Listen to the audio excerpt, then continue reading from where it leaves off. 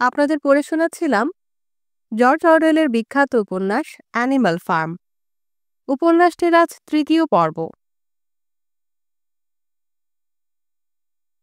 সারা বছর পশুর দল কৃতদাসের মতোই খাটল, কিন্তু তারপরেও তারা অসুখী ছিল না। এই অতিরিক্ত খাটুনির জন্য কেউ কখনো কোনো অনুযোগ করেনি, কেননা তারা জানে তাদের এই ত্যাগ তাদের নিজেদের ভালোর জন্য তো বটে, উত্তর প্রজন্মও কোনো একদিনে সুফল ভোগ করবে। তারা তো আর অলস ঠকবাজ কোনো মানুষের জন্য ঘাম ঝরাচ্ছে না। বসন্ত এবং গ্রীষ্মের পুরোটা সময় তারা সপ্তাহে ৬০ ঘন্টা করে কাজ করল। আগস্টে নেপোলিয়ন ঘোষণা দিল এখন থেকে রোববার বিকেলেও কাজ করতে হবে, তবে এই কাজ পুরোপুরি হবে স্বেচ্ছাশ্রম, বাধ্যতামূলক নয়। কিন্তু যে করবে না তার বা তাদের খাবারের বরাদ্দ অর্ধেকে নামিয়ে দেয়া হবে। এত কিছু করেও খুব বেশি সুবিধে হলো না, কিছু কাজ ফেলে রাখতে হলো। আগের বছরের তুলনায় এবারের ফলন কম। যে ২ জমিতে গ্রীষ্মের শুরুতে কন্দ পোঁতার কথা ছিল তা অনাবাদি রয়ে গেল, কেননা ঠিক সময়ে জমিতে লাঙল দেয়া সম্ভব হয়নি। বোঝা যাচ্ছে আগামী শীতে ভালোই দুর্ভোগ আছে। হাওয়া কলের ব্যাপারটা বেশ অপ্রত্যাশিত ঝামেলা তৈরি করল।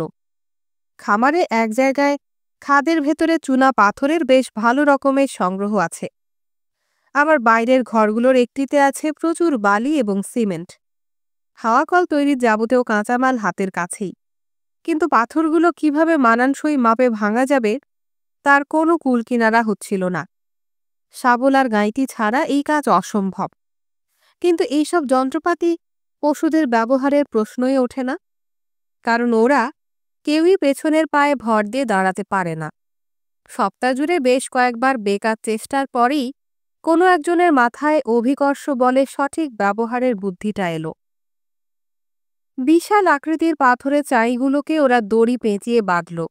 তারপরে গরু, ঘোড়া, ভেড়া যারাই দড়ি ধরতে সক্ষম সকলেই, এমনকি সঙ্গীন সময়ে শুয়োরের দলও এই পাথর টানার কাজে যুক্ত হল। প্রথমে অতি ধীরে ঢাল ধরে পাথরের চাইগুলো ওরা খাদের কিনারায় টেনে তুলল। তারপরে ওখান থেকে এগুলোকে সজোরে নিচে পড়তে দিল। বিশাল খণ্ডগুলো চৌচির হয়ে নুড়ির আকার নিল। তারপরে আর এদের বইতে বেগ পেতে হলো না। ঘোড়ারা টানাগাড়ি বোঝাই করে কয়েকবারে টেনে নিল, ভেড়ারা একটা করে টুকরো বইল, এমনকি মুরিয়েল আর বেঞ্জামিনও একটা পুরনো জুড়ি গাড়ির জোয়ালে নিজেদের জুতে তাদের দায়িত্ব নেভালো। গ্রীষ্মের শেষে বেশ ভালো রকমের পাথরের সংগ্রহ জমে উঠলে শুয়োরদের তদারকিতে নির্মাণ কাজ শুরু হলো। কিন্তু এই পাথর তোলা ফেলার কাজের পুরো ব্যাপারটাই শ্রমসাধ্য। মাঝে মাঝে একটি পাথরকে ঠেলে খাদের কিনারায় তুলতে সারা দিন লেগে যেত। যদিও বা তোলা যেত, এরপর চূড়ো থেকে নিচে ঠেলে ফেললে সবসময় তা ভাঙত না। আসলে বক্সারকে ছাড়া এর কিছুই সম্ভবপর হতো না। মনে হয় যেন সব পশুর শক্তি এক করলে তবেই বক্সারের তুল্য শক্তির সমান হবে। উপরে তোলার সময় মাঝে মাঝে পাথরে চাই পিছলে গড়ানো শুরু করলে পাথরের টানে পশুর দলও নিচের দিকে নামতে থাকত। হতাশায় ভয়ে পশুদের হাহাকার শুরু হয়ে যেত, আর এই অনাকাঙ্ক্ষিত মুহূর্তগুলোতে বক্সার এগিয়ে আসত ত্রাতা হয়ে। যতক্ষণ পর্যন্ত না পাথরটি গড়ানো বন্ধ হচ্ছে ততক্ষণ সে দড়ি টেনে রাখত। সে ইঞ্চি ইঞ্চি পায়ে পেছাতে থাকত চড়াইয়ের দিকে। ওর শ্বাস দ্রুততর হতো, ওর খুরের ডগা মাটিতে গেঁথে যেত, ও চওড়া পিঠের ২ ধার ঘামে চপচপ করত। এই দৃশ্য খামারে সকলে মুগ্ধ হয়ে দেখত। যাই হোক, ক্লোভার ওকে এই অতিরিক্ত খাটুনি না করবার জন্য মাঝে মাঝে মানা করে, কিন্তু বক্সার কখনোই ওর কথা কানে নেয় না। আমি আরও বেশি পরিশ্রম করব এবং নেপোলিয়ন সর্বদা সঠিক, এই ২ মন্ত্রই ওর কাছে যেন সব সমস্যার যথাযথ সমাধান। সকালের ঘুম ভাঙানিয়া মোরগ ছানাটিকে সে বলে দিয়েছে ৮ ঘন্টা নয়, বরং বাকিদের ঘুম ভাঙার ৪৫ মিনিট আগে যেন সে ওকে জাগিয়ে দেয়। এছাড়াও ওর অবসর সময়ে, যা আজকাল খুব কমই মেলে, সে একাই চলে যায় খাদের কাছে এবং কারো সাহায্য ছাড়া ভাঙা ইটের বোঝা টেনে নিয়ে রেখে আসে হাওয়া কল তৈরির জায়গায়। এই অতি খাটুনির বিষয়টি বাদ দিলে গরমকালটা তত খারাপ ছিল না। জোন্সের আমলের তুলনায় বেশি খাদ্যের সংস্থান না হলেও কম হয়নি। এখন কেবল নিজেদের ভরণ পোষণের ব্যবস্থা নিলেই চলছে। 5টি অতিকায় মানুষের খাদ্য সংস্থানের জন্য বেকার খাটতে হচ্ছে না। এই হিসাবটি আমলে নিলে ব্যর্থতার পরিমাণ তত বিশাল মনে হয় না আর। তাছাড়া পশুদের কাজ করার কৌশল নানা দিক থেকে মানুষদের চেয়ে ভালো এবং শ্রমবান্ধবও বটে। আগাছা নিড়ানোর মতো কাজের কথাই ধরা যাক। পশুদের মতো এমন নিপুণভাবে আগাছা সাফ করা মানুষের পক্ষে সম্ভবই নয়। তাছাড়া পশুরা চুরি করে না, কাজেই অনাবাদি জমি এবং চারণভূমিকে বেড়া দিয়ে আলাদা করার কোনো দরকারই হচ্ছে না। ফলত ঝোপের যত্ন কিংবা সদর দরজার দেখভালের জন্য আলাদা করে সময় দিতে হচ্ছে না। তারপরেও গ্রীষ্মের রোম যত কমতে লাগলো, পশুদের কাছে ততই নানাবিধ অপ্রত্যাশিত অভাব দৃশ্যমান হতে লাগলো। কেরোসিন তেল, পেরেক, দড়ি, কুকুরের বিস্কুট, ঘোড়ার নালের জন্য লোহা, এইসবের কোনোটি খামারে উৎপাদন করা সম্ভব নয়। সামনে হাওয়াকল নির্মাণের জন্য প্রয়োজনীয় কলকবজার পাশাপাশি বীজ এবং কৃত্রিম সারের প্রয়োজন দেখা দেবে। এইসবের সংস্থান কিভাবে হবে তা নিয়ে পশুদের কোনো ধারণাই নেই। এক রোববার সকালে পশুরা তাদের দিনের কাজের নির্দেশ নিতে গোলাঘরে এলে নেপোলিয়ন জানালো সে এক নতুন নীতি গ্রহণ করার সিদ্ধান্ত নিয়েছে। এখন থেকে অ্যানিম্যাল ফার্ম প্রতিবেশী খামারগুলোর সঙ্গে লেনদেনের সম্পর্কে যুক্ত হবে। অবশ্যই ব্যবসায়িক দৃষ্টিকোণ থেকে নয়, কেবল জরুরি প্রয়োজনীয় জিনিসগুলো সংগ্রহের স্বার্থেই এই পদক্ষেপ নিতে হচ্ছে। হাওয়া কলের জন্য যা কিছু করা দরকার তা করতেই হবে, সে সিদ্ধান্ত দিল। তো এই প্রয়োজনে আপাতত এক গাঁট খড় এবং এই বছরের গম শস্যের একটা অংশ বিক্রির ব্যবস্থা করেছে সে। এরপরেও যদি না কুলায় তখন ডিম বিক্রির কথা ভাবা যাবে। উইলিংটনে ডিমের ভালো বাজার আছে। সে নিশ্চিত মুরগি সম্প্রদায় তাদের এই ত্যাগকে হাওয়াকল তৈরির জন্য বিশেষ অনুদান হিসেবেই অনুমোদন করবে। আরও একবার পশুদের মধ্যে কোথাও একটা আবছা অস্বস্তি বোধ হতে লাগল। মানুষের সঙ্গে কোনো সম্পর্ক নয়, ব্যবসা বাণিজ্যের সম্পৃক্ততা কভু নয়, অর্থের লেনদেন নয় কখনো। জোন্সকে বিতাড়নের পরে সেই প্রথম বিজয় সভায় এইসব সিদ্ধান্ত নেওয়া হয়েছিল, তাই না? সকল পশুর এই ঘটনা মনে আছে, অন্তত তারা ভাবছে যে তারা মনে করতে পারে। সেই তরুণ প্রতিবাদী 4 শুয়োর যারা নেপোলিয়ন সভায় নিষিদ্ধের ঘোষণার দিন প্রতিবাদ করেছিল, তারা ফের মৃদু প্রতিবাদ জানাতে দাঁড়ালে নেপোলিয়নের কুকুর বাহিনী হুঙ্কার দিয়ে তাদের বসিয়ে দিল। আর যথারীতি ঠিক এই সময়ে ভেড়ার দল তাদের নিত্যকার 4 পেয়েরাই ভালো, 2 পেয়েরা মন্দ স্লোগান দিতে থাকলে পরিস্থিতি খানিক স্বাভাবিক হলো। নেপোলিয়ন ওর খুরের আওয়াজ তুলে সভা শৃঙ্খলা ফেরালো। এরপরে সে জানালো ইতোমধ্যেই এই সংক্রান্ত সকল আয়োজন সে সম্পন্ন করে ফেলেছে। ফলত অন্য পশুদের মানুষদের কাছে যাওয়ার কোনো প্রয়োজন হচ্ছে না, যা স্পষ্টতই সকলের কাম্য নয়। সে নিজেই সকল দায়িত্ব কাঁধে তুলে নিয়েছে। উইলিংটনের জনৈক আইনজ্ঞ মিস্টার ওয়াইম্পার অ্যানিম্যাল ফার্মের সঙ্গে বাইরের দুনিয়া যোগাযোগের মাধ্যম হিসেবে কাজ করবেন। তিনি প্রতি সোমবার সকালে খামারে এসে তার জন্য করণীয় নির্দেশ গ্রহণ করবেন। নেপোলিয়ন যথারীতি অ্যানিম্যাল ফার্ম দীর্ঘজীবী হোক স্লোগান দিয়ে তার বক্তব্য শেষ করল। এরপর ইংল্যান্ডের পশুগণ গিয়ে সেদিনের মতো সভারীতি টানা হলো। পরবর্তীতে স্কুইলার খামার ঘুরে পশুদের অস্বস্তিকর সমস্ত ভাবনাকে প্রশমিত করল। সে সকলকে আশ্বস্ত করল নীতিমালায় উল্লেখিত ব্যবসা কিংবা অর্থের লেনদেনের নিষেধাজ্ঞার কোনো রকম লঙ্ঘন তো দূরে, এই সংক্রান্ত কোনো চেষ্টাই করা হয়নি। এটা স্রেফ অনুমান, হয়তোবা স্নোবলের দেখানো মিথ্যা স্বপ্নের কোনো প্রভাব হতে পারে। তারপরেও কারো কারো সন্দেহ রয়েই গেল। স্কুইলার তাদের কাছে কড়াভাবে জানতে চাইল, কমরেড, এইসব যে তোমার মস্তিষ্ক প্রসূত নয় সে বিষয়ে নিশ্চিত তো? এমন সিদ্ধান্ত নেওয়া হয়েছে তেমন কোনো লিখিত প্রমাণ আছে কি? এবং যেহেতু এটি নিশ্চিত যে লিখিত এমন কিছুর কোনো অস্তিত্ব নেই, পশুরা অতঃপর ধরে নিল আসলে তাদেরই বোঝার ভুল। ব্যবস্থা মতো প্রতি সোমবার মিস্টার ওয়াইম্পার খামারে আসেন। ধূর্ত চেহারার, মুখের দুধারে ঝোলানো গোঁফ, ছোটখাট্ট দেখতে এই লোক আইনজীবী হিসেবে তেমন উল্লেখযোগ্য নন, তবে বুদ্ধিতে চতুর। তিনি দ্রুত বুঝে ফেলেছিলেন যে অ্যানিম্যাল ফার্মে শিগগির একজন দালালের দরকার হবে এবং এই বাবদ লাভের অঙ্কটা নেহাত কম নয়। পশুরা এই লোকের যাওয়া আসা আতঙ্কের সঙ্গে লক্ষ্য করে এবং যতটা সম্ভব এড়িয়ে চলার চেষ্টা করে। সে যাই হোক, নেপোলিয়নের মতো 4 পেয়ে জানোয়ার 2 পেয়ে মানুষকে নির্দেশ দিচ্ছে, এই দৃশ্য দেখে তাদের বেশ গর্ব হয়। বলা যায় এই অনুভূতি তাদের নতুন বন্দোবস্তকে মনে মনে মেনে নিতে খানিক সাহায্য করেছে। মানুষের সঙ্গে পশুদের সম্পর্ক আগের মতো নেই। অ্যানিমাল ফার্মের এই শনৈ শনৈ উন্নতি দেখে মানুষের ঘৃণার পরিমাণ আগের চেয়ে বেড়েছে। প্রতিটি মানুষ দৃঢ়ভাবে বিশ্বাস করে যে খামারটি আজ হোক কাল হোক দেউলিয়া হবেই, এবং অতি অবশ্যই এই হাওয়াকল প্রকল্প ব্যর্থ হবে। সরাইখানায় বসে মানুষের দল রীতিমতো নকশা এঁকে পরস্পরকে প্রমাণ দেয় কী কারণে হাওয়াকল ভেঙে পড়তে বাধ্য। আবার যদিও বা দাঁড়িয়ে যায়, তাও এটি কখনোই কাজ করবে না। কিন্তু সব ছাপিয়ে পশুদের নিজেদের বিষয়গুলো নিজেদের সামাল দেওয়ার দক্ষতাকে ইচ্ছের বিরুদ্ধে হলেও মানুষদের মধ্যে এক ধরনের সম্ভ্রম তৈরি করছে। এই বিষয়টি বোঝা যায় যখন ওরা অ্যানিমাল ফার্মকে কোনো ভনিতা ছাড়াই আজকাল ম্যানর ফার্ম না বলে প্রকৃত নাম অ্যানিমাল ফার্ম নামেই সম্বোধন করে। এছাড়াও জোনসের ওপর থেকে তারা তাদের সমর্থন সরিয়ে নিয়েছে এবং জোনসও তার মালিকানা পুনরুদ্ধারের সব আশা বিসর্জন দিয়ে দেশান্তরী হয়েছেন। কিন্তু ওয়াইএম পার্ট ছাড়া এখনো পর্যন্ত অ্যানিমাল ফার্মের সঙ্গে বাইরের দুনিয়ার কোনো সম্পর্ক না থাকলেও গুজব বন্ধ হচ্ছে না। প্রায়ই শোনা যায় নেপোলিয়ন খুব শিগগির হয় ফক্সউডের মিস্টার পিলকিংটন অথবা পিঞ্চফিল্ডের মিস্টার ফ্রেডেরিকের সঙ্গে ব্যবসায়িক চুক্তি করতে যাচ্ছে।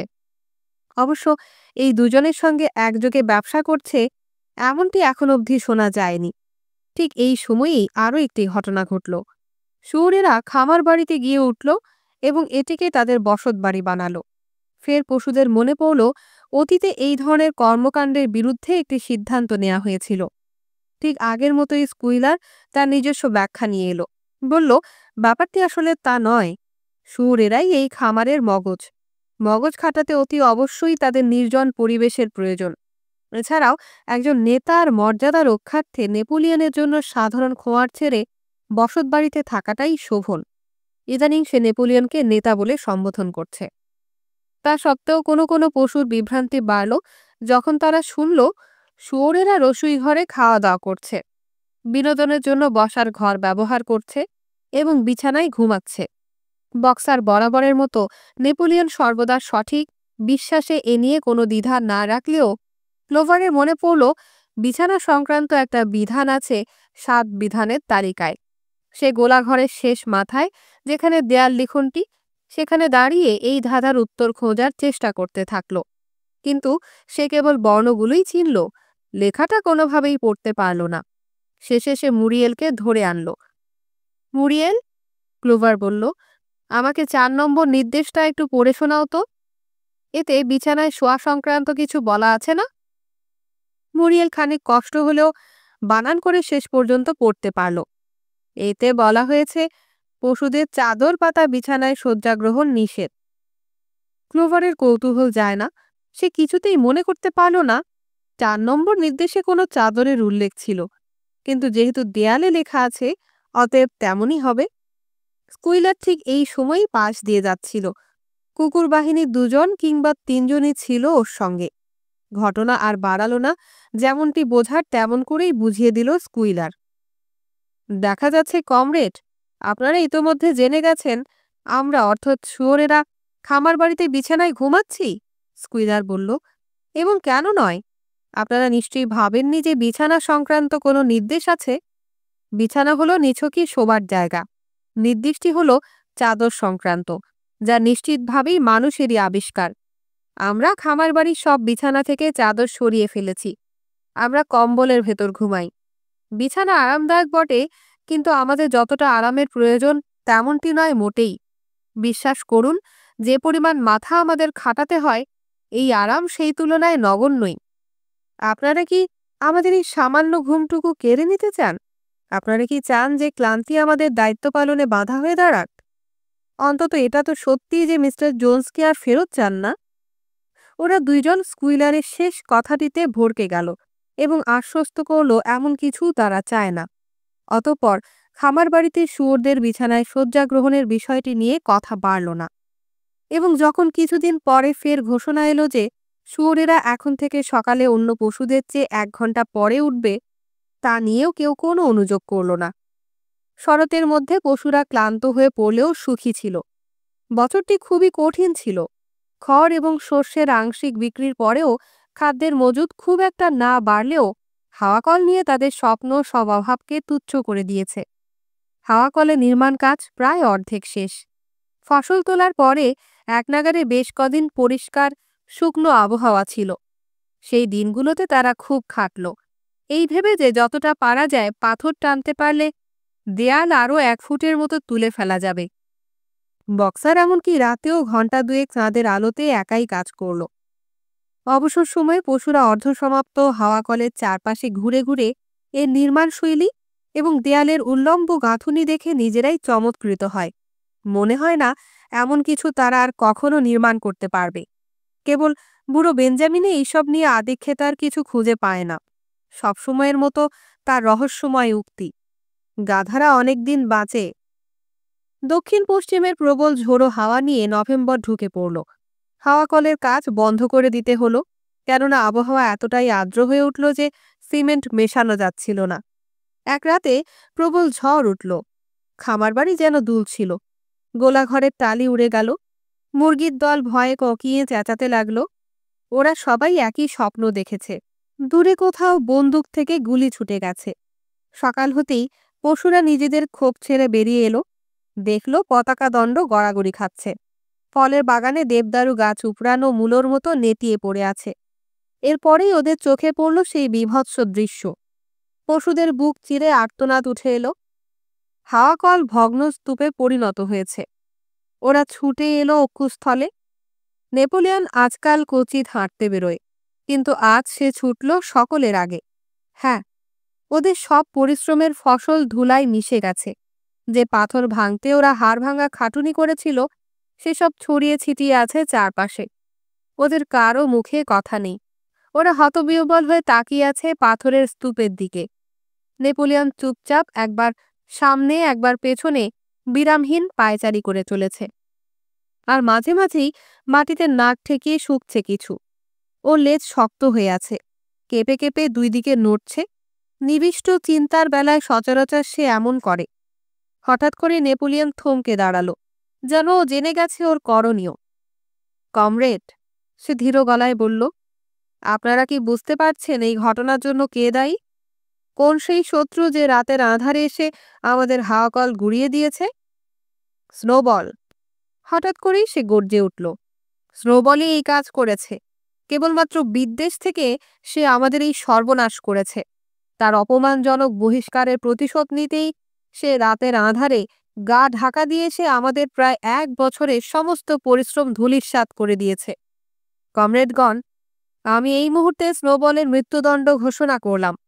যে ওকে ন্যায্য দণ্ড দিতে পারবে তার জন্য পশু বিল 2য় শ্রেণী এই সম্মাননা ছাড়াও 1 ঝুড়ি আপেল পুরস্কার দেয়া হবে।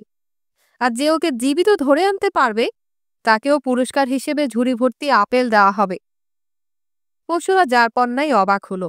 স্নোবল এমন অপরাধ করতে পারে ওদের ধারণার বাইরে। সকলে ধিক্কার দিতে লাগলো এবং প্রত্যেকেই ভাবতে লাগলো আরেকবার যদি স্নোবল এখানে ফেরে তবে কিভাবে ওরা তাকে আটকে ফেলবে।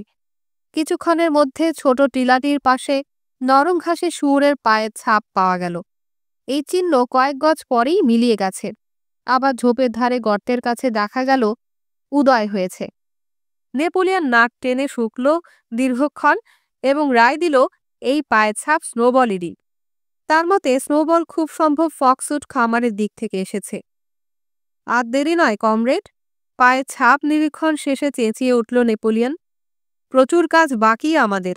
আজ সকাল থেকেই আবার আমরা হাওয়াকলে নির্মাণ কাজ শুরু করব এবং শীত বৃষ্টি রোদ যাই হোক আমরা কাজ থামাবো না।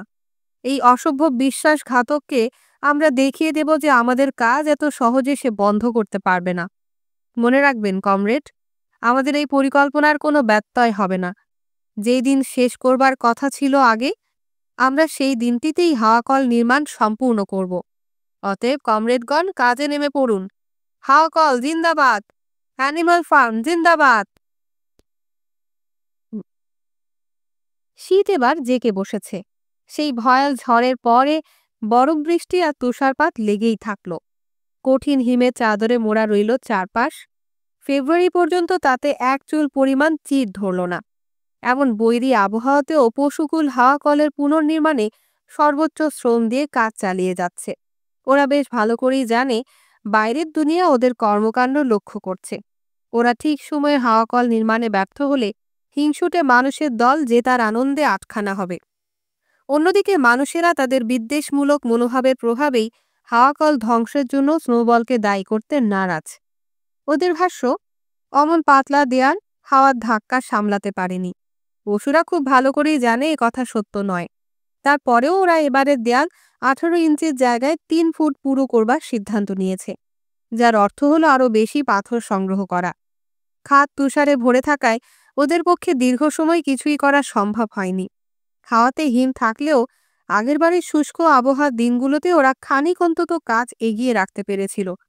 এছাড়া এমন কঠিন পরিস্থিতিতে কাজ করতে গিয়ে ওরা তখনের মতো আশাবাদীও হতে পারছে না। শীত ওদের কাবু তো করেছেই, তার সঙ্গে যুক্ত হয়েছে ক্ষুধা। কেবল বক্সার আর ক্লোভার উদ্দাম হারায়নি। স্কুইলারের কাজে আনন্দ বা শ্রমের মূল্য নিয়ে দুর্দান্ত সব বক্তৃতা পশুদের কোনো প্রণোদনা দিচ্ছিল না, বরং বক্সারের শক্তি এবং আমি আরও পরিশ্রম করব জাতীয় চিৎকার ওদের কাজে লেগে থাকতে অনুপ্রাণিত করছিল। জানুয়ারিতে খাদ্য সংকট দেখা দিল। ষষ্ঠের বরাদ্দ চরমভাবে কমিয়ে দেয়া হলো এবং ঘোষণা এলো যে এই খামতি আলু দিয়ে পূরণ করা হবে। দেখা গেল আলুর বরজ ভালো করে ঢেকে না রাখাতে বেশিরভাগ আলুই হিমে জমে গেছে। প্রায় সমস্ত আলুই নরম আর বিবর্ণ হয়ে গেছে। অল্প কিছুই কেবল খাওয়ার উপযোগী। আজকাল মাঝে মধ্যে এক নাগারে পশুরা কেবল ভুসি আর বিটমূল খেয়ে দিন কাটায়। অনাহারের চিহ্ন ওদের চেহারায় ধরা পড়ছে। কিন্তু এই খবর কিছুতেই বাইরের দুনিয়ায় পৌঁছাতে দেয়া যাবে না। হাওয়াকল ধসে পড়ার পরে মানুষের দল বেশ জোরে সোরে নতুন করে অ্যানিমাল ফার্মকে নিয়ে নানা গুজব ছড়াচ্ছে। দুর্ভিক্ষ এবং অসুস্থতায় পশুরা হরদম মরে যাচ্ছে, এমন একটা গুজব আবার চালু হয়েছে বাজারে। এছাড়াও পশুরা সারাক্ষণ নিজেদের মধ্যে হানাহানি করছে, নিজেরা নিজেদের মাংস খাচ্ছে, মায়েরা শিশুদের খাচ্ছে, এমন সব রটনা চলছেই। নেপোলিয়ন খুব ভালো করে জানে খাদ্য সংকটের প্রকৃত তথ্য বাইরে গেলে তার কুপ্রভাব কতটা হতে পারে। ফলে সে ঠিক করল মিস্টার ওয়াইম্পারের মাধ্যমে একেবারে বিপরীত একটা ছবি বাইরে প্রচার করতে হবে। এখন পর্যন্ত মিস্টার ওয়াইম্পারের সাপ্তাহিক সাক্ষাতের সময়ে অন্য পশুদের সঙ্গে খুব একটা, কিংবা বলা চলে একেবারেই যোগাযোগ হয় না। এখন কিছু নির্বাচিত পশু, বিশেষত ভেড়াদের নির্দেশ দেয়া হলো ওয়াইম্পারের শ্রুতিসীমায় দাঁড়িয়ে নিজেদের মধ্যে আলাপের ছলে ওরা জানাবে যে খাবারের বরাদ্দ বেড়ে গেছে। নেপোলিয়নের নির্দেশে খালি শস্য পাত্রে বেশিরভাগ অংশ বালি ভরে বাকিটা শস্য দিয়ে কানায় কানায় পূর্ণ করা হলো। কিছু একটা ছুতো ধরে ওয়াইম্পারকে গোলাঘরে নিয়ে শস্যপূর্ণ আধারের এক ঝলক দেখানো হলো। ভদ্রলোক সত্যিই ধোঁকা খেলেন এবং বাইরে বলে বেড়াতে লাগলেন যে অ্যানিমাল ফার্মে কোনো খাদ্য সংকট নেই। যাই হোক, জানুয়ারির শেষ দিকে স্পষ্টতই বোঝা যাচ্ছিল যে যেভাবেই হোক অন্য কোনো জায়গা থেকে কিছু শস্য সংগ্রহ করতেই হবে। আজকাল নেপোলিয়ন দিনের বেশিরভাগ সময় খামার বাড়ির ভেতরেই কাটায়। বাড়ির প্রতি দুয়ারে হিংস্র দর্শন কুকুরেরা পাহারায় থাকে এবং যেদিন বেরোয় সেদিন বেশ সাড়ম্বরে বেরোয়। 6টি কুকুর তাকে ঘিরে থাকে এবং পশুদের কেউ কাছে ভিড়তে উদ্যত হলেই গর্জে ওঠে। প্রায়শই সে রোববারের সকালে উপস্থিত থাকে না। তার নির্দেশনামা নিয়ে আসে অন্য কেউ, সাধারণত স্কুইলার। এক রোববার সকালে স্কুইলার এসে ঘোষণা দিল মুরগিদের যাদের ডিম পাড়ার সময় হয়েছে তাদেরকে অবশ্যই এবারের ডিম সমর্পণ করতে হবে। নেপোলিয়ন ওয়াইম্পারের মাধ্যমে সপ্তাহে 400 ডিম লেনদেনের চুক্তি স্বাক্ষর করেছে। এই ডিম বিক্রির টাকা দিয়ে পর্যাপ্ত শস্য আর আটা কেনা হবে, যাতে করে গ্রীষ্ম আসা পর্যন্ত খামার চলতে পারে এবং পরিস্থিতি সহজ হয়। মুরগিরা এই কথা শোনা মাত্র চিৎকার করে আপত্তি জানালো। যদিও এই ধরনের ত্যাগের জন্য তাদের প্রস্তুত থাকতে বলা হয়েছিল, কিন্তু ওরা কখনোই ভাবেনি সত্যিকার অর্থেই এমনটি ঘটবে। আসন্ন বসন্তের তা দিতে বসবে বলে সবে পায়ের মুঠি বাঁধার প্রস্তুতি নিচ্ছিল ওরা। তুমুল অসন্তোষে মুরগিরা প্রতিবাদ করল। এই মুহূর্তে ডিম নিয়ে নেওয়া আর প্রাণ হত্যার কোনো তফাৎ নেই। জোন্সের বিতরণের পরে এই প্রথমবার বিদ্রোহের মতো কিছু ঘটল। কালো মিনরকা প্রজাতির 3টি অল্পবয়সী মুরগির নেতৃত্বে মা মুরগিরা পণ করল কিছুতেই নেপোলিয়নের নির্দেশ মানবে না। ওরা খুপড়িতে বসে নয়, কড়িবর্গার ওপর চড়ে ডিম পাড়তে লাগলো। সেই সব ডিম উপর থেকে নিচে পড়া মাত্র ভেঙে গেল। নেপোলিয়নে দ্রুত ব্যবস্থা নিল। তার নির্দেশে মুরগিদের খাবার দেয়া বন্ধ হয়ে গেল। এখানেই শেষ নয়, নেপোলিয়ন সমন জারি করল, পশুদের মধ্যে কেউ যদি একটি মুরগিকেও এক কণা শস্যদানা দেয় তবে তাকে মৃত্যুদণ্ড দেয়া হবে। কুকুরের দল এই নির্দেশ কার্যকর করার জন্য কড়া নজরদারি করতে লাগলো। 5 দিনের মতো মুরগিরা তাদের জেদ টিকিয়ে রেখেছিল। 6ষ্ঠ দিনে তারা তাদের ডিম পাড়ার বাক্সে ফিরে গেল। তবে ইতিমধ্যে 9টি মুরগির মৃত্যু ঘটেছে। মৃতদের দেহ ফল বাগানে সমাহিত করা হলো। প্রচার করা হলো যে মুরগিরা কক্সিডিওসিস রোগে আক্রান্ত হয়ে মারা গেছে। ওয়াইএম্পার এসবের কিছুই জানতে পারল না এবং ঠিক সময় ডিম সরবরাহ করা হলো। মুদি দোকানের ভ্যানগাড়ি প্রতি সপ্তাহে একদিন এসে এই ডিমের চালান নিয়ে যেতে লাগলো। এর মধ্যে স্নোবলের দেখা পাওয়া যায়নি, তবে শোনা গেছে সে ফক্সউড বা পিঞ্চফিল্ড এই 2 প্রতিবেশী খামারের কোনো একটিতে লুকিয়ে আছে। ইতোমধ্যে অন্য খামারিদের সঙ্গে নেপোলিয়নের সম্পর্কেরও খানিক উন্নতি হয়েছে। ব্যাপারটা এমন, উঠোনে দীর্ঘদিন ধরে অনেক কাঠ নাই করা আছে। এগুলো 10 বছর আগে খামারের বীজ ঝোপ পরিষ্কার করার সময় কাটা হয়েছিল। রোদে জলে পুড়ে ভিজে কাঠগুলো বেশ পোক্ত হয়েছে। মিস্টার ওয়াইএম্পার নেপোলিয়নকে এইসব কাঠ বিক্রি করে দেওয়ার পরামর্শ দিয়েছিলেন। জানা গেল মিস্টার পিলকিংটন এবং মিস্টার ফ্রেডেরিক দুজনে এই কাঠ কিনতে উৎসুক, কিন্তু নেপোলিয়ন ঠিক করতে পারছিল না কাকে দেবে। দেখা গেল যখনই সে ফ্রেডেরিককে দেওয়ার জন্য প্রায় তৈরি, তখনই গুজব ছড়ায় যে স্নোবল ফক্সউডে লুকিয়ে আছে। আবার পিলকিংটনের সঙ্গে চুক্তি হতে পারে এমন সম্ভাবনা দেখা দিলেই শোনা যায় স্নোবল পিঞ্চফিল্ডে লুকিয়ে আছে। হঠাৎ করেই বসন্তের শুরুতে ভড়কে যাওয়ার মতোই একটা ঘটনা আবিষ্কৃত হলো। জানা গেল স্নোবল প্রতি রাতে লুকিয়ে খামার ঘুরে যাচ্ছে। পশুরা এতটাই উৎকণ্ঠিত হলো যে ওদের চোখের ঘুম উবে গেল। জানা গেল রাতের আঁধারে সে নানা রকম দুষ্কর্ম করে বেড়াচ্ছে। শস্য চুরি করছে, দুধের বালতি উল্টে দিচ্ছে, ডিম ভাঙছে, বীজতলা নষ্ট করছে, ফল গাছ আঁচড়ে বিছড়ে যাচ্ছে। মোটের ওপর উল্টোপাল্টা কিছু ঘটলেই স্নোবলকেই দুষছে সবাই। জানালা ভাঙলো কিংবা নালা বুজে গেল, কেউ না কেউ নির্ঘাত বলবে স্নোবল রাতে এসে সব করে গেছে। কাজেই যেদিন গোলাঘরের চাবি হারানো গেল, সেদিন সবাই এক বাক্যে বলতে লাগলো স্নোবলই চাবি কুয়োতে ছুঁড়ে দিয়েছে। আশ্চর্য হলেও সত্য, পরে গোলাঘরের চাবি শস্যের থলির নিচে পাওয়া গেলেও পশুদের আগের বিশ্বাস পাল্টালো না। গরুরা একযোগে জানালো ওরা ঘুমিয়ে পড়লে স্নোবল লুকিয়ে গোলাঘরে এসে ওদের দুধ দুইয়ে যায়। গত শীতে ছুঁচোরা অনেক জ্বালিয়েছিল, এই ছুঁচোর দল নিশ্চিত স্নোবলের সঙ্গে ভিড়েছে। নেপোলিয়ন সমন জারি করল, এখন থেকে স্নোবলের কর্মকাণ্ডের ওপর কড়া নজর রাখা হবে। একদিন সে খামার বাড়ির আশপাশ নিবিড় পরিদর্শনের উদ্দেশ্যে তার কুকুর বাহিনী নিয়ে বেরিয়ে পড়ল। অন্যরা সম্মানজনক দূরত্ব বজায় রেখে তার পেছন পেছন চলল। কয়েক পা যেতে না যেতেই নেপোলিয়ন থমকে দাঁড়ালো এবং জবিতে নাক ঠেকালো। স্নোবলের গন্ধ সে এক লহমায় চিনে নিতে পারে। আনাজ কানাজ, গোলাঘর, ফলবাগান, এমনকি মুরগির খোপ সবখানে সে শুকে যেতে লাগলো এবং সব জায়গাতেই স্নোবলের উপস্থিতির প্রমাণ পেল। নেপোলিয়ন প্রতিবারই মাটিতে নাক ঠেকিয়ে 2-3 বার নাক টেনে শ্বাস নিয়ে আত্মস্বরে চেঁচিয়ে উঠতে লাগলো, স্নোবল সেইখানেও এসেছিল, আমি ওর গন্ধ পাচ্ছি। যতবারই স্নোবল শব্দটা ওর মুখ থেকে বেরোচ্ছিল, ততবারই সবকটা কুকুর দাঁত খিঁচিয়ে রক্তহীন করা হুঙ্কার দিয়ে উঠছিল। ততক্ষণে পশুরা আতঙ্কে একেবারে চুপসে গেছে। ওদের মনে হচ্ছে স্নোবল কোনো এক অদৃশ্য অপশক্তি যা ওদের চারপাশে অলক্ষণে বাতাবরণ তৈরি করে ওদের জীবনে অশুভ সবকিছু টেনে আনছে। সেই বিকেলে স্কুইলার ওদের জরুরি তলব করল। ওর চোখে মুখে উৎকণ্ঠার ছাপ। খুব জরুরি কিছু শোনাতে এসেছে সে। কমরেড, স্কুইলার শুরু করল। স্বভাব মতোই এপাশ ওপাশ ছোট ছোট লাফ দিয়ে যাচ্ছে সে। ওকে বেশ বিচলিতই মনে হচ্ছে। সাংঘাতিক একটা সংবাদ এসেছে আমাদের কাছে, সে বলতে লাগলো। স্নোবল নিজেকে বিক্রি করে দিয়েছে ফ্রেডেরিকের কাছে, পিঞ্চফিল্ড খামারে ফ্রেডেরিক। জানা গেছে এই লোক এখন আমাদের আক্রমণের ছক আঁটছে। আমাদের খামার কেড়ে নেওয়ার পরিকল্পনা করছে ওরা। এই আক্রমণের সময় স্নোবল ওদের পথ দেখাবে। এটাই সব নয়, স্নোবলের বিদ্রোহকে ওরা দম্ভ আর উচ্চাসার কারণ হিসেবে আমরা ভেবেছিলাম। না কমরেড, ভুল। আপনারা এর আসল কারণ অনুমান করতে পারেন কি? স্নোবল শুরু থেকেই জোনসের সঙ্গে ছিল। সারাটা সময় সে জোনসের গুপ্তচর হিসেবেই কাজ করেছে। এই সব কিছুরই লিখিত প্রমাণ আছে আমাদের হাতে। ও ফেলে গিয়েছিল সব পাওয়া গেছে। আমরা সব খুঁজে পেয়েছি। আমার কাছে এখন সবকিছু পরিষ্কার হয়ে গেছে। ভাবুন, গোশালের যুদ্ধের সময় ও কি করতে চেয়েছিল? কেবল আমাদের পরাজয় নয়, আসলে স্নোবল আমাদের পুরোপুরি বিনাশের ফন্দি এঁটেছিল। আমাদের সৌভাগ্য যে সে সফল হয়নি। পশুরা হতভম্ব হয়ে গেল। এই ঘটনা তো হাওয়াকল ধ্বংসের চেয়েও মারাত্মক। কিন্তু প্রায় তৎক্ষণাৎই তাদের মনে পড়ল, কিংবা বলা যায় ওদের মনে হলো যে মনে পড়েছে স্নোবল সেই যুদ্ধে আক্রমণে নেতৃত্ব দিয়েছিল। পুরোটা সময় ওদের সংহত করে রেখেছিল। সেই যুদ্ধের প্রতিটি বাঁকে সে ওদের সাহস জুগিয়েছিল। এক মুহূর্তের জন্য সে থামেনি।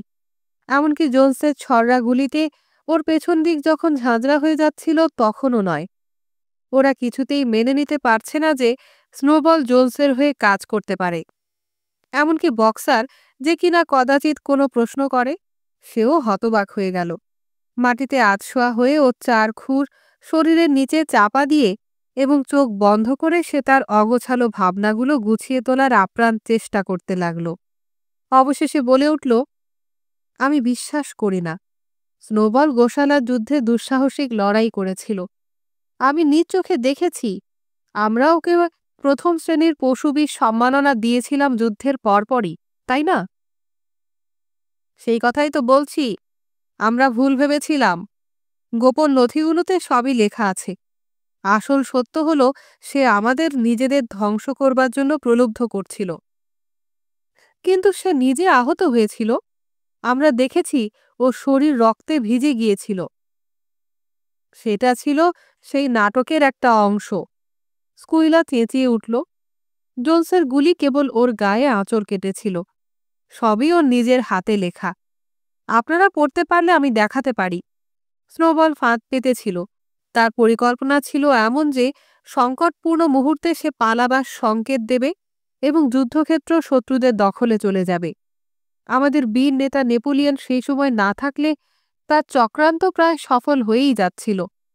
এমনকি আমি বলবো সে হয়তো সফলই হয়ে যেত। আপনাদের কি মনে পড়ছে, যখন জোন্স এবং তার সাগরেদরা উঠোনের ভেতরে ঢুকছিল, ঠিক তখনই স্নোবল পেছন ফিরে পালিয়ে যাচ্ছিল এবং কিছু পশুরাও তাকে অনুসরণ করেছিল? আপনাদের কি এটিও মনে পড়ছে না যে যখন আতঙ্ক ছড়িয়ে পড়েছিল এবং আমরা সবাই কী করতে হবে বুঝতে পারছিলাম না, তখনই কমরেড নেপোলিয়ন মানবতার নিপাত যাক স্লোগান দিয়ে সামনে লাফিয়ে পড়ে জোন্সের পায়ে দাঁত বসিয়ে দিয়েছিলেন? আমি নিশ্চিত কমরেড আপনাদের মনে পড়ছে। স্কুইলার দুলতে দুলতে বলল। স্কুইলার প্রতিটি দৃশ্যের এমন বিশ্বাসযোগ্য বর্ণনা দিচ্ছিল যে পশুদের মনে হতে লাগলো সত্যি স্নোবল সংকটময় মুহূর্তে পালাচ্ছিল। অবশ্য বক্সারের এর পরেও খানিক অস্বস্তি হচ্ছিল। স্নোবল শুরু থেকেই বিশ্বাসঘাতক ছিল, আমার বিশ্বাস হয় না। সে শেষ পর্যন্ত বলেই ফেলল। এরপরেও সে কি করেছে তা অন্য আলাপ, কিন্তু গোশালা যুদ্ধে সে একজন ভালো সহযোদ্ধাই ছিল।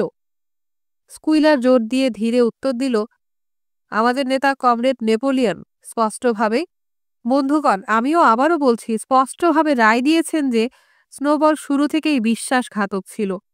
ঠিক ধরেছেন, একদম শুরু থেকে।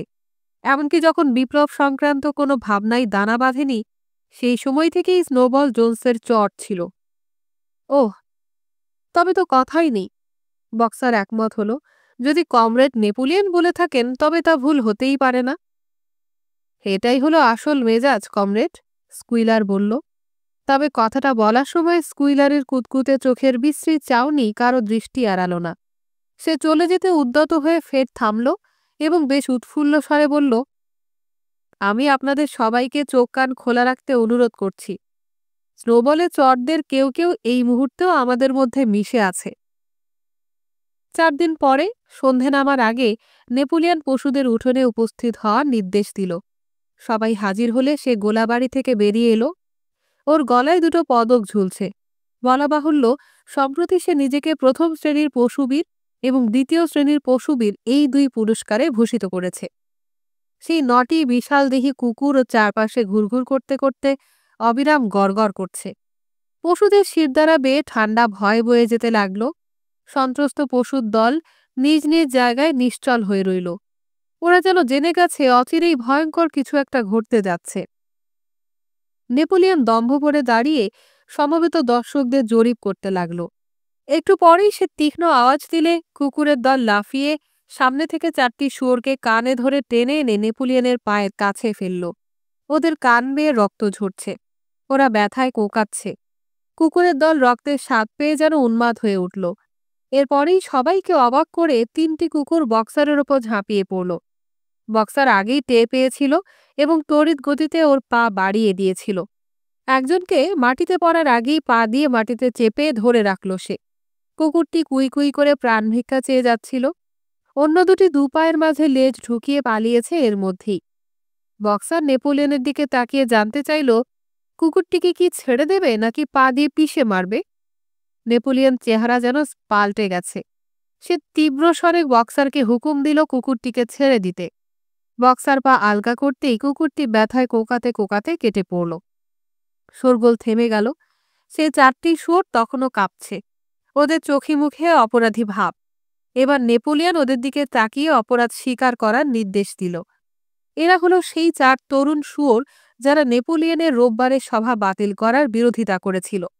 দেরি না করেই ওরা স্বীকার করল যে স্নোবলের সঙ্গে ওরা এতদিন গোপনে যোগাযোগ করে আসছিল। ওরাই স্নোবলের সঙ্গে মিলে হাওয়া কলটি গুড়িয়ে দিয়েছিল এবং তারাই স্নোবলের সঙ্গে মিলে অ্যানিমাল ফার্ম মিস্টার ফ্রেডেরিকের কাছে হস্তান্তরের গোপন চুক্তি করেছে। তারা এও জানালো, স্নোবল তাদের কাছে একান্তে স্বীকার করেছে যে সে আগে জোনসের চর হিসেবে কাজ করেছে। ওদের স্বীকারোক্তি শেষ হতেই কুকুরেরা ওদের টুটি ছিঁড়ে দিল এবং সেই একই ভয়ঙ্কর গলায় নেপোলিয়ন জানতে চাইল, আর কেউ কি কিছু স্বীকার করতে ইচ্ছুক? সেই 3 মুরগি যাদের নেতৃত্বে ডিম প্রতিরোধ বিপ্লব হয়েছিল তারা এগিয়ে এলো। জানালো, স্নোবল স্বপ্নে তাদের নির্দেশ দিয়েছিল যেন তারা নেপোলিয়নের আদেশ অমান্য করে। এরপরে একটা রাজহাঁস এসে স্বীকার করল, গত বছর ফসল তোলার সময় সে 6টি ভুট্টা গোপনে সরিয়ে রেখেছিল এবং রাতে খেয়ে নিয়েছিল। একটা ভেড়া এগিয়ে এসে জানালো, পুকুরে সে স্নোবলের নির্দেশে একদিন হিসি করে দিয়েছিল। 2টি ভেড়া বলল, তারা এক বৃদ্ধ মেষ, যে কিনা নেপোলিয়নের অন্ধভক্ত ছিল, তাকে তাড়া করে আগুনে ফেলে পুড়িয়ে মেরেছিল, কারণ সে দীর্ঘদিন ঠান্ডায় ভুগছিল। যারাই স্বীকারোক্তি করল তাদের সবাইকেই সেখানেই হত্যা করা হলো। স্বীকারোক্তি এবং হত্যার এই নাটক ততক্ষণ চলল যতক্ষণ না নেপোলিয়নের পায়ের কাছে মৃতদেহের স্তূপ জমে যায়। রক্তের গন্ধে বাতাস ভারী হয়ে উঠল। জোন্স চলে যাওয়ার পর এই গন্ধ দীর্ঘদিন ওদের নাকে লাগেনি। সব শেষ হওয়ার পরে শুয়োর এবং কুকুরের দল ছাড়া অন্য পশুরা দল বেঁধে বেরিয়ে এলো। প্রচণ্ড ভয়ে তখন ওদের করুণ দশা। ওরা হতবিহ্বল হয়ে গেছে, ভেবে পাচ্ছে না কোনটি বেশি খারাপ, স্নোবলের সঙ্গে আঁতাত নাকি শাস্তির যে নমুনা ওরা খানিক আগে দেখল সেটি। আগেও ওরা এমনই ভয়ঙ্কর রক্তপাত দেখেছিল। তারপরেও তাদের মনে হতে লাগলো নিজেদের মধ্যে খুনোখুনির যে ঘটনা আজ চাক্ষুষ করল ওরা সবাই, সেটি আগের চেয়েও জঘন্য। জোন্স বিতাড়িত হওয়ার পরে আজ পর্যন্ত কোনো প্রাণী অন্য প্রাণীকে হত্যা করেনি, এমনকি কোনো ছুঁচোকেও মারা হয়নি। এইসব নানা কিছু ভাবতে ভাবতে ওরা সেই টিলার কাছে চলে এলো যেখানে অর্ধসমাপ্ত হাওয়া কলটি দাঁড়িয়ে আছে, এবং বিনা বাক্যে ওরা সবাই ওখানে শুয়ে পড়ল যেন পরস্পরের কাছে ওমের প্রত্যাশা করছে সবাই। ক্লোভার, মুরিয়েল, বেঞ্জামিন, ভেড়ারা এবং হাঁস আর মুরগির পাল সবাই ছিল কেবল বেড়ালটি ছাড়া। কোন এক অজ্ঞাত কারণে আজ নেপোলিয়নের নির্দেশ পাওয়ার ঠিক আগ মুহূর্তে সে হাওয়া হয়ে গিয়েছিল। অনেকক্ষণ কেউ কিছু বলল না, কেবল বক্সার একা দাঁড়িয়েছিল। এদিক ওদিক অস্থিরভাবে পায়চারি করছিল সে। ওর লেজ দুপাশে দোলাচ্ছিল এবং মাঝে মাঝেই আশ্চর্যসূচক আওয়াজ করছিল। অবশেষে ওর মুখ থেকে কথা বেরোলো, আমি কিছুই বুঝতে পারছি না। আমার বিশ্বাসই হচ্ছে না আমাদের খামারে এমন কিছু ঘটতে পারে। আমাদের নিজেদের কোথাও ভুলের কারণেই এমনটি হয়েছে নিশ্চিত।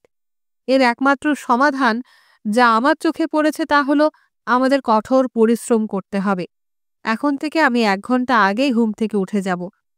এবং এ কথা বলেই সে ধীর পায়ে খাদের কাছে চলে গেল। পরপর 2 বস্তা পাথর বয়ে এনে তবেই সে রাতের বিশ্রামের জন্য ঘরে ফিরল। পশুরা ক্লোভারকে ঘিরে হাঁটতে লাগল। কারো মুখে কোনো কথা নেই। যে টিলার উপরে এতক্ষণ ওরা শুয়েছিল সেখান থেকে পুরো গ্রামের অনেকটাই দেখা যায়। বেশিরভাগ খামারই ওদের দৃষ্টিসীমায়। বিস্তীর্ণ চারণভূমি ঢাল ধরে নেমে গেছে মহাসড়কের দিকে। ঘাসের মাঠ, ঝোপঝঙ্গল, পুকুর, কর্ষণ করা কচি গমের ঘন ক্ষেত, আর খামার বাড়িগুলোর লাল টালির ছাদের চিমনি থেকে পাক দিয়ে বেরুনো ধোঁয়া সবই দেখা যাচ্ছে। বসন্তের শেষ বিকেলে ঝকঝকে আকাশ, কাঁটা ঝোপ আর ঘাসের ডগা সূর্যের সোনালি আভায় মাখামাখি। এই খামার ওদের ছিল না, আর তখনই আশ্চর্য হয়ে ভাবল, এটা তাদের নিজেদের খামার। এর প্রতি ইঞ্চিতে ওদের অধিকার। এই মাটি ওদের। নিচের পাহাড়ি ভূমির দিকে দৃষ্টি দিতেই ক্লোভারের চোখে জল ভরে গেল। ক্লোভার যদি নিজের ভাবনাকে ঠিকঠাক শব্দ দিয়ে প্রকাশ করতে পারত, তবে বলতো, মানুষকে উৎখাত করার জন্য বছর ধরে যে শ্রম তারা করছে, তার লক্ষ্য এটি ছিল না। যে রাতে বুড়ো মেজর প্রথম বিপ্লবের স্বপ্ন দেখেছিলেন, সেই দিনও ওরা কেউ এমন ভয়ঙ্কর ভীতি কিংবা খুনের দৃশ্যের মুখোমুখি হতে হবে ভাবেনি। যদি ওর নিজের কথা বলতে বলা হয়, তবে সে এমন এক আগামী স্বপ্ন দেখেছিল যেখানে পশুদের ক্ষুধা আর চাবুকের শাসন থেকে চিরমুক্তি ঘটবে। সকল পশু সমান হবে, প্রত্যেকে তার সাধ্য অনুযায়ী কাজ করবে, সবল দুর্বলকে রক্ষা করবে, ঠিক যেভাবে সে নিজে সেই রাতে মেজরের বক্তৃতার সময় হাসেদের ছানাদের পায়ের আড়াল দিয়েছিল। অথচ ভেবেই পাচ্ছে না কিভাবে এমন একটা সময়ে ওরা চলে এলো যেখানে মন খুলে কথা বলতে ভয় পেতে হচ্ছে। ভয়ঙ্কর হিংস্র কুকুরেরা ঘুরছে সর্বত্র, এবং যখন তোমার সাথীদের ছিঁড়ে মেরে ফেলা হলো, এমনকি তারা তাদের অপরাধ স্বীকার করা সত্ত্বেও, তুমি কিছুই বলতে পারলে না। অবশ্য ক্লোভারের এইসব ভাবনাতে কোনো ধরনের বিপ্লব বা অবাধ্যতার ছিটে ফোটা নেই। এত কিছুর পরেও সে জানে যে এখন যেমন চলছে তা জোনসের সময়ের তুলনায় ঢের ভালো, এবং যত কিছুই হোক, মানুষের মালিকানাকে কিছুতেই ফিরিয়ে আনা যাবে না। যাই ঘটুক, সে বিশ্বস্ত থাকবে, কঠিন পরিশ্রম করবে, যা করতে বলা হবে তাই করবে, এবং নেপোলিয়নের নেতৃত্ব মেনে চলবে। কিন্তু তবুও একথা ঠিক যে সে এবং অন্য পশুরা এমন দিন দেখার আশায় পরিশ্রম করেনি। এমন জীবনের জন্য তারা হাওয়াকল বানায়নি কিংবা জোনসের গুলির মুখে বুক পাতেনি। ক্লোভারের মনের ভেতর এইসব এলোমেলো ভাবনা ঘুরপাক খাচ্ছিল, যদিও ভাবনাগুলোকে প্রকাশ করবার মতো যথাযথ শব্দের ভাণ্ডার ওর নেই। শেষ পর্যন্ত ঠিকঠাক শব্দের অভাবকে প্রতিস্থাপনে এর চেয়ে ভালো কিছু নেই ভেবে সে ইংল্যান্ডের পশুগণ গানটি গাইতে শুরু করে দিল। ওকে ঘিরে বসে থাকা পশুরা গলা মেলালো। পরপর 3 বার সবাই মিলে গাইল সে গান। এমন সুরেলা কিন্তু এত ধীরলয়ে এবং শোকাতুর স্বরে ওরা এই গান আর কখনো গায়নি। ওরা তৃতীয়বারের মতো গানটি গাওয়া শেষ করতে না করতেই স্কুইলার 2 কুকুর সমেত ওদের দিকে এগিয়ে আসতে দেখা গেল। ওর হাবভাবে মনে হচ্ছিল জরুরি কোনো ব্যাপার নিয়ে আলাপ করতে এসেছে সে। কাছে আসতেই সে জানালো, কমরেড নেপোলিয়নের বিশেষ নির্দেশক্রমে ইংল্যান্ডের পশুগণ গানটি নিষিদ্ধ করা হয়েছে। এখন থেকে আর এটি গাওয়া যাবে না। পশুদল হতবাক হয়ে গেল। কেন? মুরিয়েল জানতে চাইল। এই গানের আর দরকার নেই কমরেড, স্কুইলার নির্লিপ্তভাবে উত্তর দিল। ইংল্যান্ডের পশুগণ ছিল বিপ্লবের গান। বিপ্লব শেষ হয়েছে, আর আজ বিকেলের মৃত্যুদণ্ড ছিল সেই বিপ্লবের শেষ দৃশ্য। ঘরে কিংবা বাইরে সবখানে আমরা আমাদের যত শত্রু সবাইকে পরাজিত করেছি। এই গানে আমরা আগামী দিনের এক উত্তম সমাজের স্বপ্ন দেখেছিলাম। সেই সমাজ ইতোমধ্যে প্রতিষ্ঠিত হয়ে গেছে। কাজেই এই গানের আর দরকার নেই। ভয় পেলেও কেউ না কেউ হয়তো প্রতিবাদ করত, কিন্তু ভেড়ার দল ঠিক সেই মুহূর্তেই সমস্বরে 4 পেয়েরা ভালো 2 পেয়েরা মন্দ ডাক পাড়তে লাগলো। বেশ কয়েক মিনিট ধরে তাদের চিৎকার চলল, আর কোনো আলোচনার সুযোগই রইল না। অতঃপর ইংল্যান্ডের পশুগণ গানটি আর শোনা গেল না। এই গানটির বদলে কবি মিনিমাস নতুন একটি সঙ্গীত রচনা করল। গানটির প্রথম কলাইন এমন: অ্যানিমাল ফার্ম আমাদের পশু খামার, কখনোই করব না ক্ষতি তোমার। এবং এই গানটি প্রতি রোববার পতাকা উত্তোলনের পরেই গাওয়ার নিয়ম চালু হলো। কিন্তু এর বাণী কিংবা সুর কোনোটি ইংল্যান্ডের পশুগণ গানটির ধারে কাছে যেতে পারল না।